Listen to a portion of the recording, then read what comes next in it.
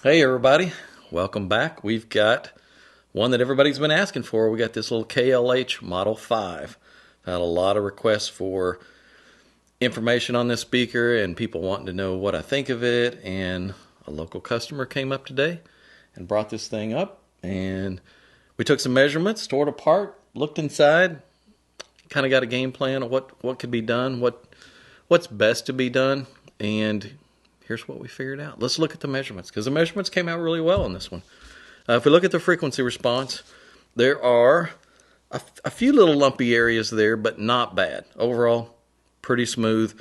And way up there, it's kind of off the graph, but right up there at 20 kHz, there's a pretty sharp spike from this little metal cone tweeter that's ringing quite a bit, but it's way up there, so that's not too bad.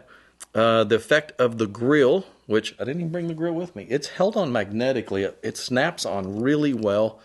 Looks good on the speaker. It gives it that old school look that they were going for, which is really great. We look at the measurement. The green line that you see on the measurement here is what it did with the grill. And in this case, it didn't measure worse with the grill. It smoothed things out a little bit. I think what we're seeing without the grill was a little diffraction from this edge.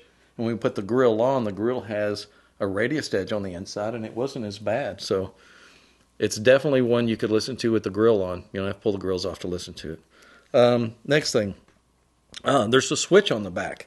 There's a high, medium, low switch on the back, and what that does is it attenuates the mid and the tweeter together. So there's some big resistors in there that switch is selecting between and allowing you to bring those levels down. Now, at the highest setting, it's the smoothest or the most balanced, and it's still tilted down a little bit. The whole top end is a little bit soft on it, but not bad. And those switches allow you to make it even a little softer. So if that's the way you want to listen to it, that's what it's there for. So, and then going down, I did vertical off-axis measurements.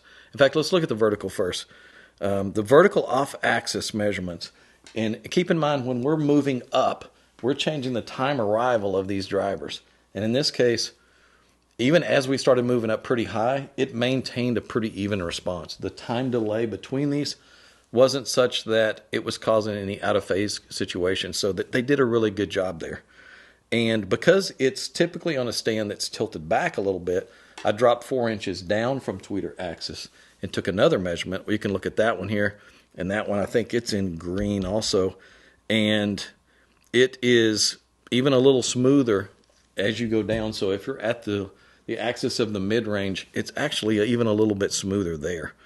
The horizontal off-axis looked really good, and it humped up a little in the 2 to 3 kHz region, but nothing really bad there. The impedance was impressive. The impedance was really smooth. We see a nice balance from one end to the other. We don't see any huge impedance spikes, nothing like that going on. It did dip to 3.8 ohms. So you got to keep in mind, if you're going to use this, you need an amplifier that is happy with that kind of impedance load. And then looking at the spectral decay, there's definitely some issues going on there, but they're not bad issues. If you look there, there's some trails coming off of the tweeter in the mid-range areas. That's probably due to this much surface reflection. There's a lot of baffle there, and anytime you have a bigger baffle, I've always said it's always going to sound more like it's playing from the baffle forward because the baffle gets bigger.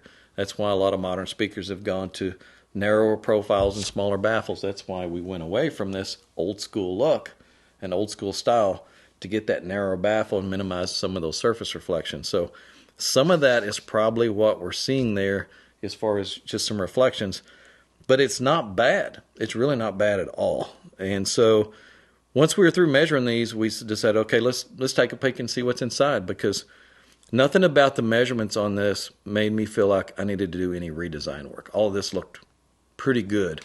I mean, granted, there's a few little waviness, spots there, and the top end is a little soft, but overall, I don't see any reason to reinvent the wheel there. So we pulled the woofer out, and the woofer is a pretty nicely built woofer. There's quite a bit of motor structure.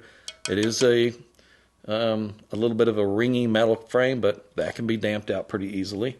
So not bad, and it's more of a paper-based cone. I like paper-based drivers. They just have a more natural sound to them. And let's look inside.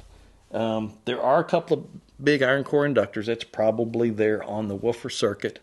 And there was one electrolytic cap in the circuit, and it's also on the woofer circuit. The rest of the parts are not bad.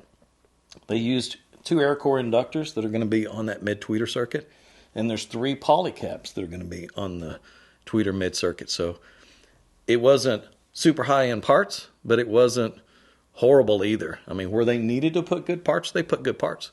So they did a pretty good job overall. So then the question is, what do you do to it? And what would you do to it? So what we recommended was the cap, the 2 smaller caps that are on the mid tweeter, we're replacing those with a couple of Sonic caps. They're smaller values, and that's going to go a long way to improve clarity in the detail levels.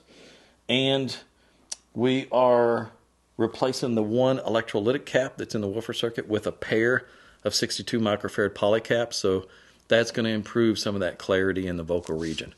And that's it as far as upgrades to the crossover. You can replace those on the board.